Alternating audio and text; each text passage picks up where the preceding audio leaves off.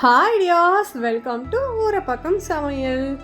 எல்லோரும் எப்படி இருக்கீங்க? நல்லா இருக்கீங்கன்னு நினைக்கிறேன். ஸோ இன்றைக்கி நம்ம வந்து சண்டேவோட ஸ்பெஷல் தான் பார்க்க போகிறோம். எனக்கு டைம் இல்லை போஸ்ட் பண்ணுறதுக்கு. ஸோ இது சண்டே ஷூட் பண்ண வீடியோ. என்னென்ன டிஷ் பண்ணியிருக்கோம் அப்படின்னு சொல்லி வாங்க வீடியோக்குள்ளே போகலாம். நெத்திலி 1 கிலோ வாங்கியிருந்தேன், மத்தி 1/2 கிலோ வாங்கியிருந்தேன், ப்ரான் 1 கிலோ, அப்புறமா இந்த கடமா 1 கிலோ. இது எல்லாமே சேர்ந்து டோட்டலாக 1100 ஆச்சு. உங்களோட ஏரியாவில் எப்படி ரேட் பாசிபிள் அப்படின்னு சொல்லி சொல்லுங்கள். இப்போது எண்ணெய் ஊற்றிக்கலாம். கடுகு, வெந்தயம், காஞ்சி மிளகாய், பூண்டு வந்து நல்லா தட்டி சேர்த்துக்கோங்க. பூண்டு ப்ளஸ் மிளகு இது எல்லாமே தட்டி சேர்த்துக்கலாம் நெத்திலி குழம்புக்கு. உங்கள் காரத்துக்கு ஏற்ற மாதிரி பச்சை மிளகாய் சேர்த்துக்கோங்க. நான் 2 சேர்த்துருக்கேன் குழந்தை சாப்பிட்றதுனால. இது கூடவே ஆனியன், சின்ன சைஸ் ஆனியன் இருந்துச்சுன்னா ரொம்ப நல்லாயிருக்கும்.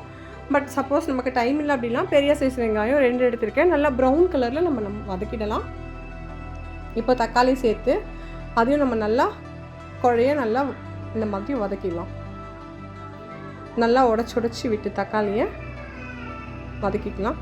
இதோட மாங்காய், காயாக இருக்க மாங்காய் போட்டுக்கோங்க. கொஞ்சம் புளிப்பாக இருக்கிற மாங்காய் போட்டிங்க அப்படின்னா இன்னும் டேஸ்ட்டாக இருக்கும். மிளகாத்தூள், மல்லித்தூள், மஞ்சள் தூள், தேவையான அளவு உப்பு இதெல்லாமே சேர்த்து நல்லா மிக்ஸ் பண்ணிடலாம். நல்லா மாங்காய் மசாலா எல்லாம் நல்லா மிக்ஸ் பண்ணி வதக்கிட்டு தண்ணி சேர்த்துக்கலாம். தண்ணி சேர்த்து எல்லாம் நல்லா ஒன்றா மிக்ஸ் பண்ணிவிட்டு மூடி போட்டு ஒரு 10 to 15 மினிட்ஸ் இது நல்லா மீடியம் ஃப்ளேமில் நம்ம கொதிக்க விட்டுக்கலாம். கொதிச்சதுக்கப்புறமா நல்லா லெமன் சைஸ், பெரிய லெமன் சைஸ் அளவுக்கு புளி கரைச்சி தண்ணியை உள்ளே சேர்த்துக்கலாம்.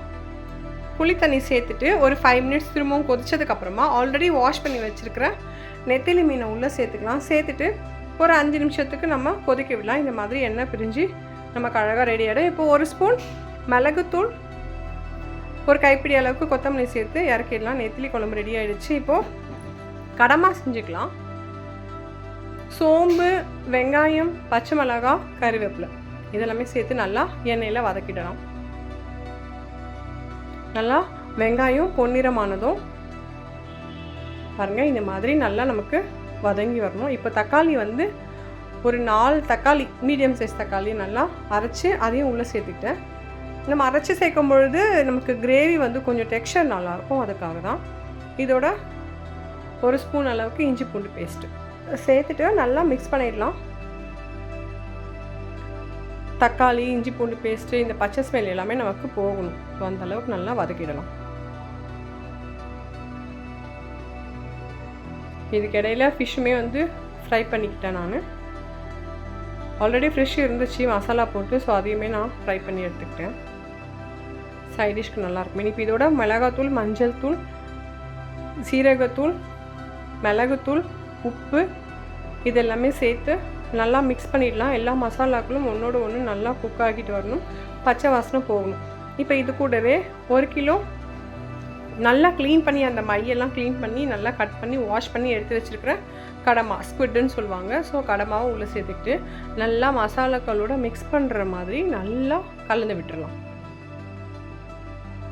மாதிரி தண்ணி வந்து கொஞ்சம் குறைவாக சேர்த்துக்கோங்க. நான் கொஞ்சம் நிறைய சேர்த்துட்டேன் ஷூட் பண்ணும்பொழுது எனக்கு. ஸோ நீங்கள் தண்ணி கொஞ்சம் குறைவாக சேர்த்துக்கோங்க. ஏன்னா ஆல்ரெடி நமக்கு கடமாலேருந்தே தண்ணி வரும். அதனால் கொதிச்சு இந்த டெக்ஸ்சர் வரதுக்கு கொஞ்சம் டைம் எடுக்கும், அவ்வளோதான். தண்ணி சேர்த்து ஒரு 10 மினிட்ஸ் கொதிக்க வச்சதுக்கப்புறமா மிளகுத்தூள் சேர்த்துருங்க. மிளகுத்தூள் தான் ரொம்ப முக்கியம், அதுதான் டேஸ்ட்டு கொடுக்குமே. ஸோ மிளகுத்தூள் சேர்த்துட்டு உங்களுக்கு எந்த அளவுக்கு டெக்ஸ்சர் வேணுமோ அந்த அளவுக்கு நீங்கள் கிரேவி ரெடி பண்ணிக்கலாம். இல்லை இன்னுமே உங்களுக்கு நல்லா சுக்காக வேணும்னாலும் நீங்கள் இன்னும் கொஞ்சம் நேரம் ஸ்டவ்வில் வச்சுக்கலாம்.